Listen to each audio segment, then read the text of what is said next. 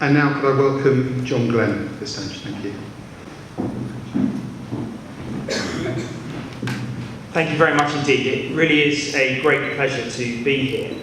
I have the privilege to go to lots of schools and to speak to different groups of students. But it's great to actually come to a new institution that hasn't existed before in Salisbury. And what's happened over the last 2 years has been a very interesting case study for me in the triumph of vision and aspiration over just remaining with the status quo and accepting that we had what we had and nothing could change. And I'd like to pay tribute to the chairman of your governors and your principal, who have done so much to make this a reality. And I want to wish you all well as staff members, as parents and students, that you will really meet your goals and find your potential in this institution. This evening, I'm going back to my old school in Bath to give out the prizes. And when I reflected on what I was going to say this evening, it really occurred to me that most of my memories were from what happened in sixth form. And for many of you here, as we heard, have come from different backgrounds, different institutions, and you can leave all that behind. Salisbury sixth form for you will be a new beginning. And it's really critical that you make every moment count.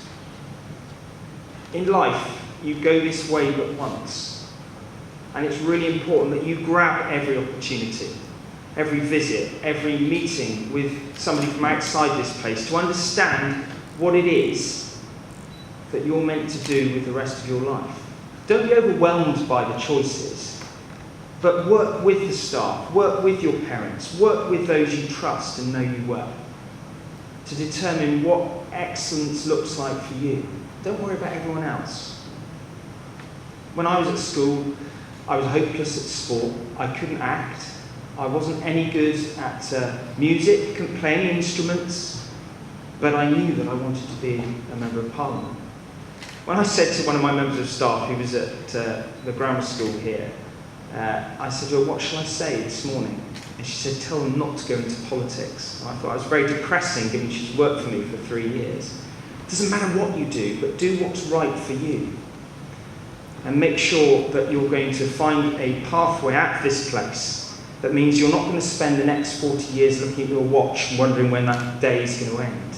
Find something that excites you and use the resources of Salisbury Sixth Form College to fulfil your potential. It's about the gold medal for you as an individual, not in comparison to the person you sit next to or study with. So I really want to wish all of you the very best with your studies over the next 2 years. Obviously, a new building will come about, and so by the time you leave this place, you will leave a very different institution in terms of what it looks like.